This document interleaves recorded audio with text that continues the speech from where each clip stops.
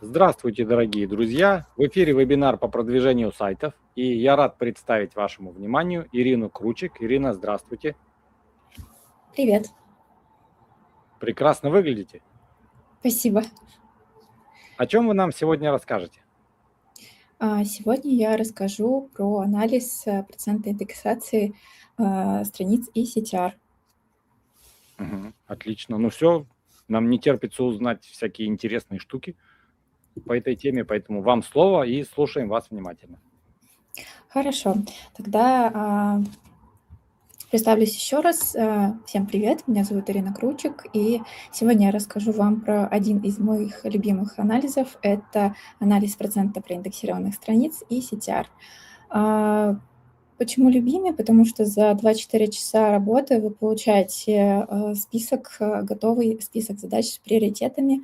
И, соответственно, давайте пойдем дальше. Давайте немножко познакомимся. Я работаю в SEO уже 11 лет. Кстати, 12 мая будет 11 лет. В основном работаю с направлением финтех. В основном специализируюсь на техническом аудите, на аудите юзабилити, на контент-стратегии и работе в целом в контент-отделе и с продуктом, то есть как бы развиваю функционал и внедряю данный функционал. Работаю в инхаусе в разных нишах, это как услуги, финансовый маркетплейс и с инфотрафиком. Также выстраиваю процессы внутри команды понятно и реально работающие, то есть они реально работают, они просто на бумажке они есть. Ну, тогда уж приступим к нашей теме. У нас есть проблемы, мы знаем, что у нас есть какой-то контент на сайте, но не знаем, как он работает. У нас очень много страниц на сайте, какие-то страницы приносят трафик, какие-то нет, но непонятно, что и как с этим делать. У нас есть данные в Яндекс.Вебмастере, Google Search консоли, но отсутствует какая-то методика для быстрой оценки эффективности страниц и принятия решений. И нет четкого плана действий. То есть сложность определения приоритетов, что нам удалять, что улучшить или переписать. В целом такая у нас есть проблема. Моя методика состоит из 5 шагов от индекса к списку задач. Первый шаг – это анализ процента индексации. Второй шаг – это анализ CTR. Дальше третий шаг – это статус страниц. Четвертый – сегментация с помощью нейросетей для удобства и быстрого выполнения задачи. И пятый шаг – это уже список задач. В результате у нас получается бэклог задач, в котором можно посмотреть, какие страницы удалить, исправить мета, рерайт, какие обновить, и все это с приоритетами. Какие данные нам понадобятся? Нам понадобится полный список страниц сайта, проиндексированные страницы сайта, которые можно выгрузить с веб-мастеров, а также показ за клики, CTR и позиции сайта. Единственное, что если у вас сайт больше 1000 страниц, то в интерфейсе Google Search Console вы не сможете выгрузить все страницы. Соответственно, вам нужно попробовать сделать это через API, либо через Looker Studio. Какой же инструмент, из чего он состоит? У меня это одна таблица, в которую стягиваются 2 блока данных. Это по индексации и CTR. И, естественно, здесь можно посмотреть на скриншотах, что у меня есть 2 таблицы. В одной таблице это индексация, параметры, поведенческие факторы и статус страницы по CTR. Также у нас есть второй скриншот. Здесь у нас есть URL страницы и что делаем? Оставляем, поправляем мета, удаляем, рерайтим и так далее. Наша задача собрать все это в одну таблицу и научиться ей пользоваться.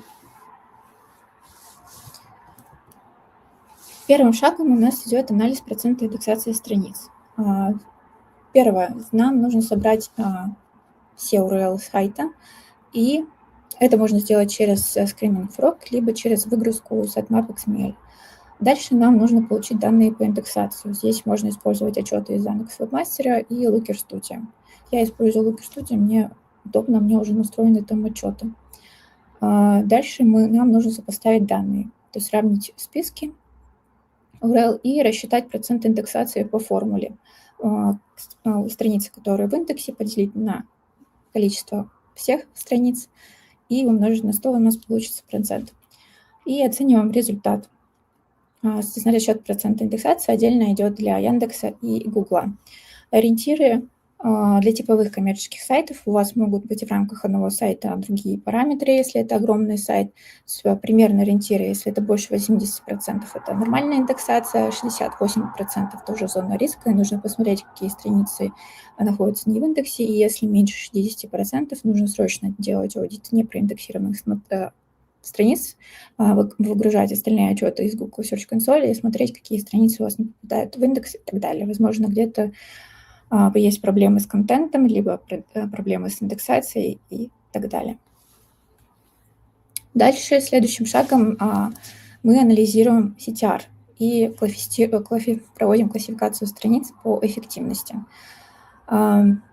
Здесь нам понадобится формула для автоматической простановки статуса. Можно ее взять прямо отсюда, с презентации. То есть у нас идет, если показы и клики равны нулю, то это статус нет показов и кликов. Если CTR меньше половины среднего CTR сайта, то CTR низкий, а все остальное это значит CTR ок. Соответственно, если CTR ок, страница работает, запрос есть, аудитория кликает, CTR низкие страницы находятся в выдаче, но кликов нет. Значит, проблемы какие-то есть с тайтлом, либо слабый сниппет, либо не соответствует интенту страницы. Нет показов и кликов, страницы не ранжируются, нет спроса, или это малополезная страница, на которой нет контента и так далее. Дальше мы сегментируем страницы. Каждая страница у нас попадает в одну из 4 категорий. Первая категория – это уставить и усилить. Это страницы в топ-10, показы CTR в пределах нормы.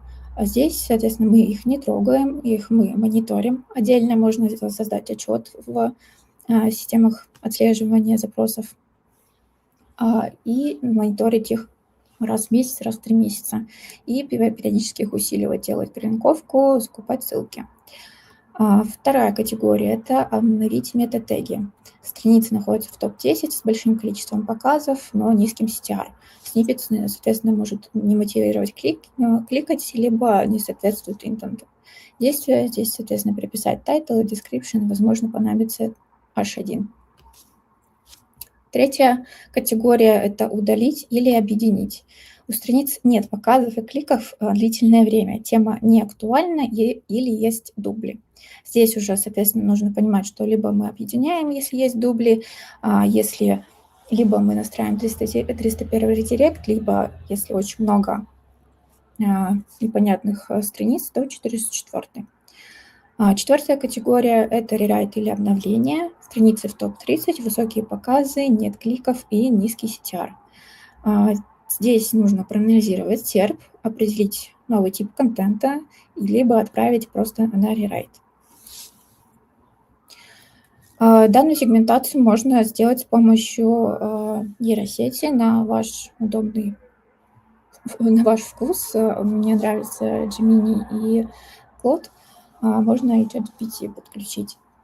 Ему можно также подготовить все данные, составить промпт необходимый и запустить в работу. И обязательно после нужно проверить, потому что он может ошибиться иногда в пограничных случаях. Пример шаблон промпта можно посмотреть на скрине. Здесь мы ему даем, что он SEO-аналитик, и для каждого страницы нужно определить одно действие. Если это удалить индекс, нет показов, дубли, либо это малополезный контент. Б. Исправить мета, это CTR меньше единицы, позиция в топ-10. С. Это обновить контент. И рерайт. И, соответственно, формат вывода – это URL, действие и обоснование, одно предложение. Дальше мы получаем roadmap задач из сегментации. Это получается у нас готовый бэклог с приоритетами и действиями. У нас получается такая таблица, там URL, статус CTR, действие и какой приоритет. Соответственно, у нас кредит наличными CTR-лог. Действие какое может быть здесь? Это мониторинг, приоритет низкий.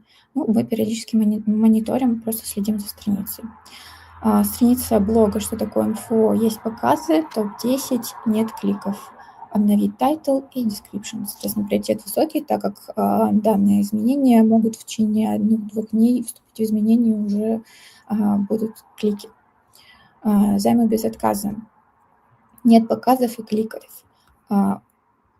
Здесь я забыла поменять URL местами. Здесь должен быть URL статья расчета. У нее должно быть нет показов и кликов, соответственно, удалить, либо поставить редирект, либо поставить canonical на какую-то похожую страницу. Здесь приоритет средний. И если у страницы есть показы, находится в топ-30, нет кликов, статус у нее действия рерайт обновления, приоритет у нее средний.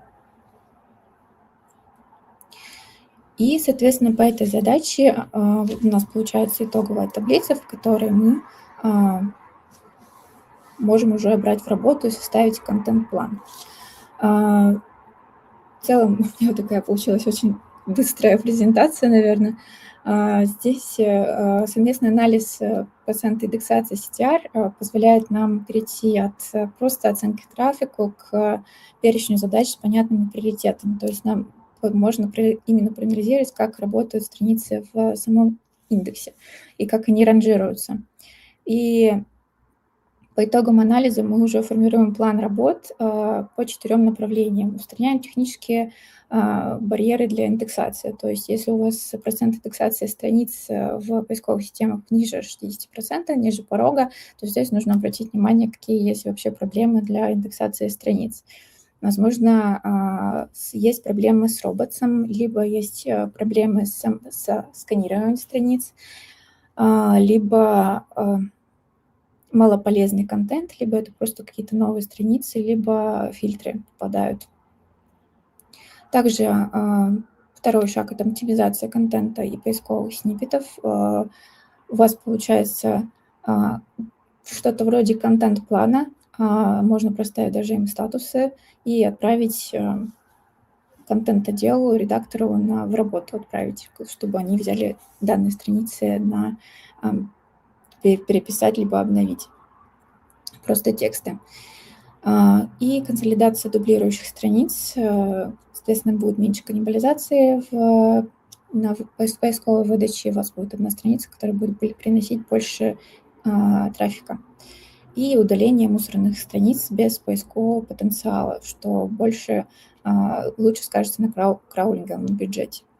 В результате у вас появляется контент-стратегия с измеримыми приоритетами и вместо хаотичной работы по всему сайту. Я как-то очень быстро рассказала. У меня есть шаблон. У меня есть шаблон для анализа. Можно по QR-коду перейти и посмотреть, и в целом адаптировать под свой сайт, под свои нужды. Там стоят базовые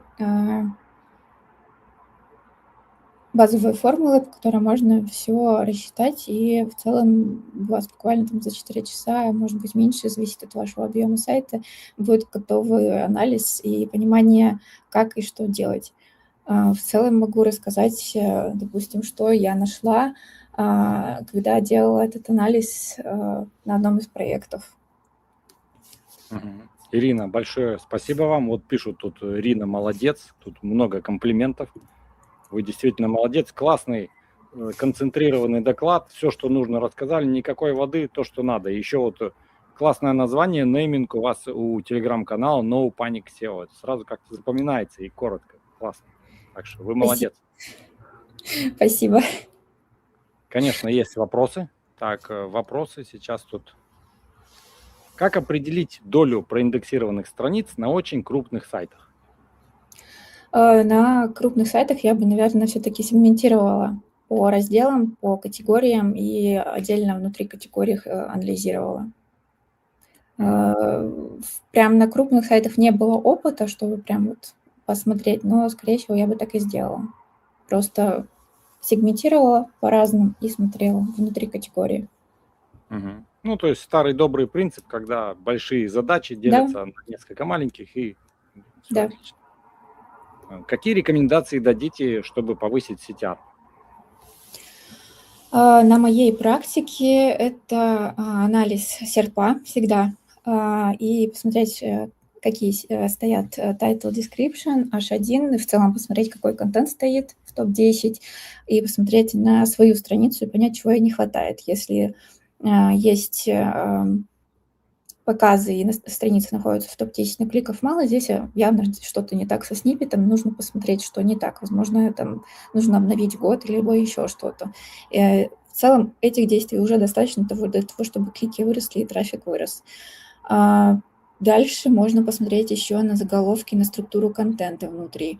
Допустим, Google любит очень ключевые запросы в заголовках H2 и в заголовке H1. Посмотреть, соответствует ли контент свежести, свежий ли контент. Возможно, в топ-10 находится, в топ-5 находятся более такие свежие обновленные данные, а на самой странице у вас она со старым контентом, соответственно, ее нужно обновить. И это уже дает плюс. Ну и, естественно, контент должен быть полезным, а не просто SEO-портянка, как мы раньше любили делать. Спасибо. Кстати, у вас много растений классных, там на фоне фикусы смотрю, я как учитель географии, биологии, прям глаз радуется вообще. Я коллекционер, у меня больше 70 растений. О, круто вообще. Я коллекционер кактусов, у меня все так сурово с колючками, а у вас такие пышные тут вообще, цветущие. Спасибо. Вообще отлично. Так что вы молодец. Спасибо. Сразу видно вот хороших людей, кто вот любит всяких собак, кошек или, например, растения там хорошо растут, благоухают, это сразу видно. Так что здорово. Так, вопрос от Сергея Мусатова. Ну или даже не вопрос, а комментарий. Хорошо бы еще выгружать из админки все существующие страницы. Краулер поисковых систем и лягушки могут не увидеть страницы, на которых нет ссылок, но которые нужны. Которые нужны. Вот как прокомментировать? Ну да, в целом, да, если сайт большой, то да, это можно сделать из админки, либо, как я сказала, можно выгрузить с сайтмапа. Если это краулером, либо лягушкой, это долго делать. Угу. Вот Сергей тоже согласен, растения топ. Это классно. Хорошо, когда есть увлечения и всякие хобби, это здорово. Да, у меня тут еще кот сидит. О, тоже можно поддерживает. О, какой классный. Как его зовут? Его зовут Латте. Латте, отлично, кофейная кличка.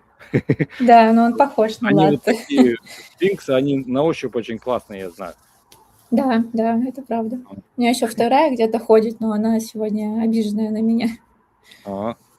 Здорово. Ну, ничего, помиритесь. Конечно.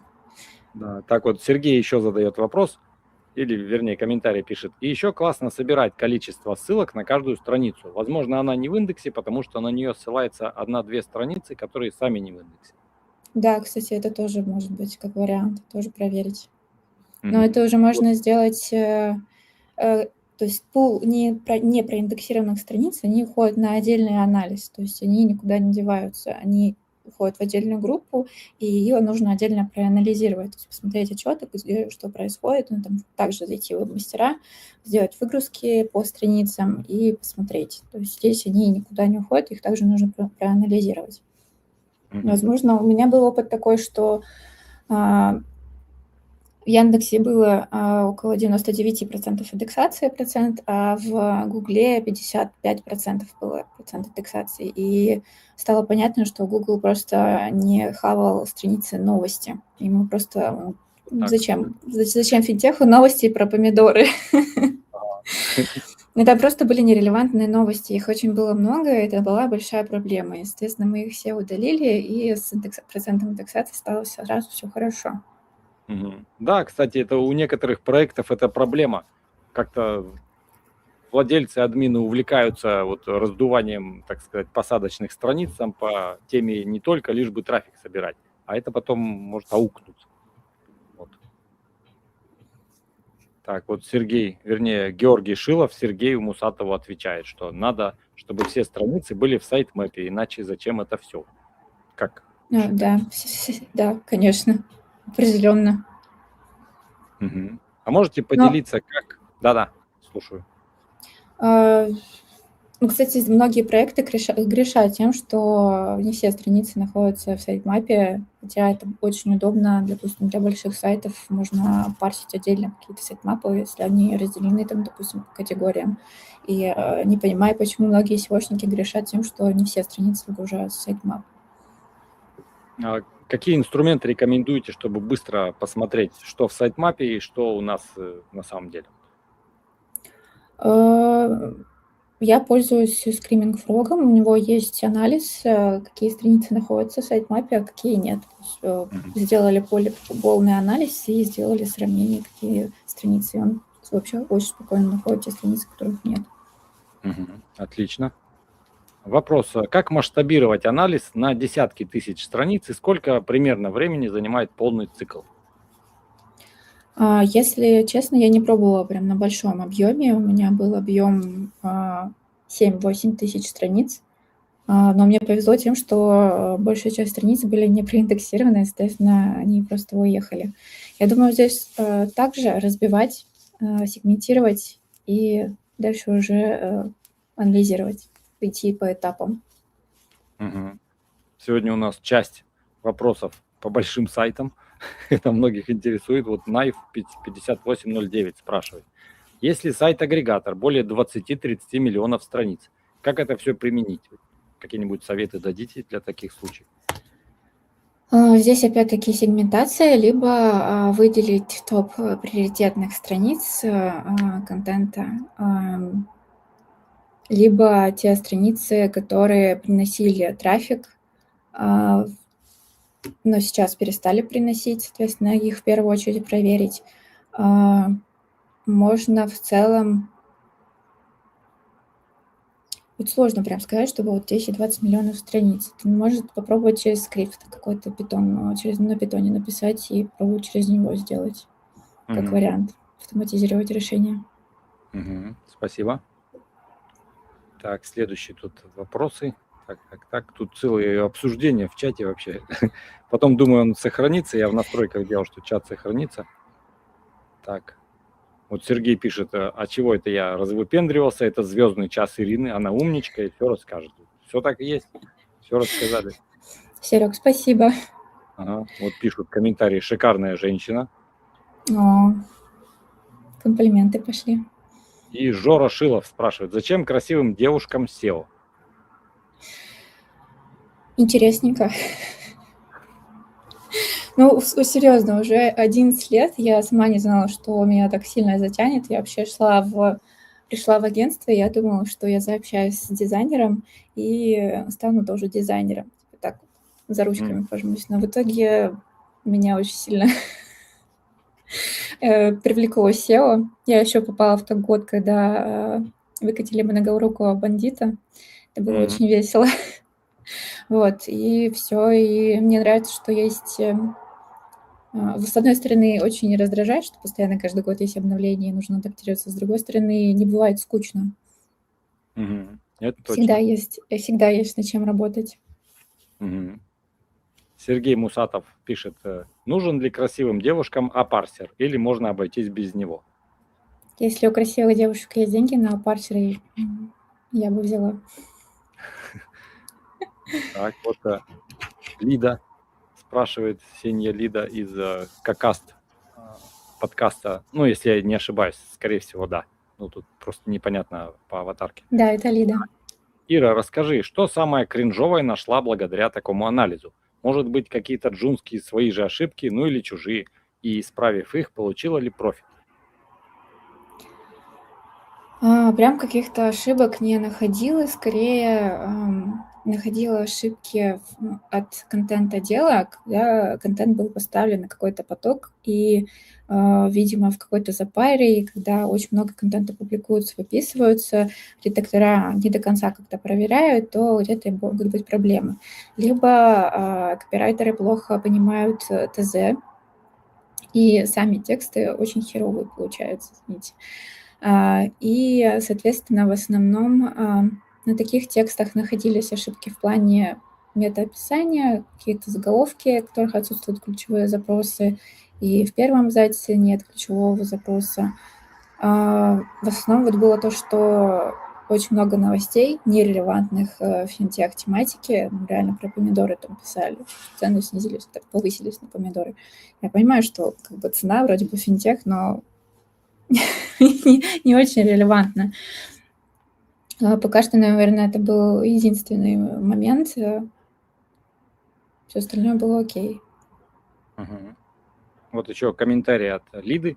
А может Ира мне отправить воздушный поцелуй? Я тебе 2 поцелуя отправлю. Вот это круто. У меня канал с 2009 года, и ни одного тут французского поцелуя вообще не было. Одно суровое мужское общество. Ну все, вот, с почином вас. Так что, Ирина, вы молодец. Тут разбавили, так сказать, суровую атмосферу SEOшников. Так, вопрос от Алекс Мола. Ира, если запросы уже в топ-10, но кликов почти нет, помогут ли доработки title description или основную часть внимания уже забирают нейросетевые блоки, Алиса и вообще нейровыдача? Учитываете ли вы отдельно в аналитике?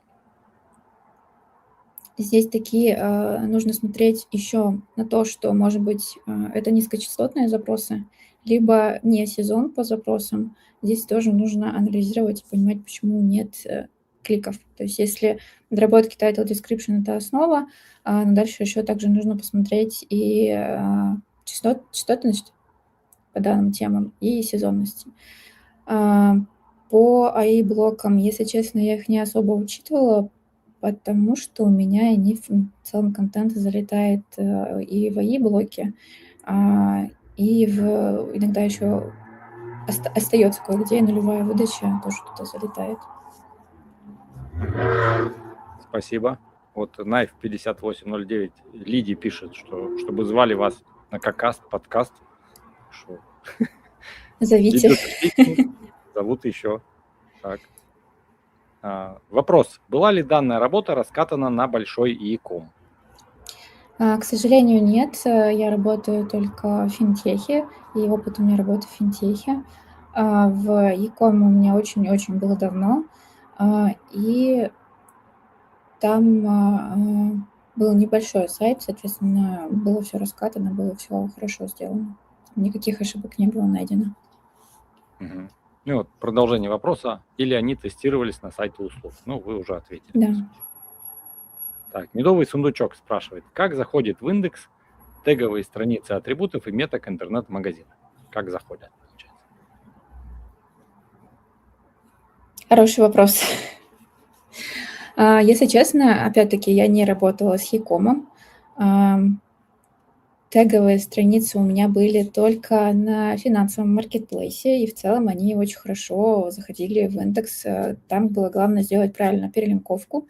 Там была еще проблема в том, что очень было много теговых страниц. Это опять-таки на уровне было Sravni.ru, был такой стартап сделать наподобие Sravni.ru. И там была задача сделать просто огромную перелинковку всех теговых страниц. И плюсом еще региональные страницы. И в целом был сделан большой блок, и сделаны также теговые страницы, теговые блоки, они были сделаны релевантные страницы. То есть если кредит кредит наличными, то все теговые страницы будут связаны с кредитом наличными, других чего-то не будет.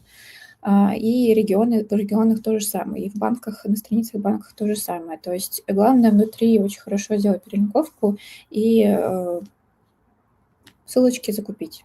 Не было проблем больше с тем, чтобы страницы не заходили в индекс. Да, при правильном подходе все работает. Так, вопрос от Медового сундучка еще. Помогает ли Merchant Center от Google через фид загнать страницы в индекс Google? Если честно, не уверена, что это поможет. Я даже не пробовала. Угу. Ну, типа, если сайт сам по себе не очень, контент на нем не очень, то Google и не схавает его. Просто оставить его в сканированных, и все. Угу. На данный момент вопросы закончились. И, Ирина, по традиции расскажите, чем вы можете быть полезны зрителям. Вот ваши контакты тут еще раз вывожу. Могу быть полезна в плане технического аудита, аудита по UX, могу что-то подсказать в плане какого-то внедрения функционала на сайт, либо придумать какой-то функционал, стратегия для сайта, для проекта. Вижу вопрос. Да, тут есть вопрос. Ирина замужем? Сразу спрашивают. Нет, Ирина не замужем. Вот так вот. Вот так вот, да. В целом веду канал SEO без паники, потому что я сама по себе очень тревожный человек. К сожалению, у меня тревожное расстройство, и я стараюсь сейчас писать посты так, чтобы снизить уровень тревожности у специалистов, и у них было понимание, как и что делать, потому что, как мне кажется, плюс я еще структурный человек, мне нравится, что когда есть структура и понятная четкая схема, как и что это делать. И если этого нет, я стараюсь так сделать и отдать другим людям. И, соответственно, стараюсь ввести канал в таком же режиме, чтобы помочь людям не тревожиться, спокойно делать свои задачки. Иногда пишу какие-то психологические посты, например, про фокус внимания, как вернуть себе фокус внимания и спокойненько работать. В целом, наверное, все. Ирина, огромное спасибо за отличный доклад, за то, что рассказали. Еще поздравляю вас с дебютом. Прекрасно все получилось. Спасибо. Никакого волнения, ни сбивчивости, ничего. Вообще шикарно. Всем бы так в первый раз выступать. Спасибо большое. Я думаю, Ничего что мне так это сказать. помог мне помощник тут. Да, латте вообще шикарен, молодец. И, одна из таких, как бы, пожеланий для вас от меня, вам самое то вести YouTube-канал. Вот так вот на фончике с растениями, с котом, вещать про SEO, там, как там меньше заморачиваться и больше достигать, так сказать, результатов. У вас хорошо получится. Спасибо большое. Я думаю, что я бы первым попробую. подписался. Это классно. Перед веб-камерой совсем, не так волнительно, как, например, где-то на конференции, там сотни человек, когда это вот там будут коленки трястись у многих. А перед веб-камерой, так потренироваться на телефон, там селфи поснимать, и с практикой все придет. Так что у вас отлично получается, и я уверен, это только начало. Так что будет желание, приходите снова, буду рад. Хорошо, спасибо большое. Обязательно еще приду. На этой позитивной ноте завершаем наш вебинар. Всем спасибо, до новых встреч и увидимся в топе. Пока.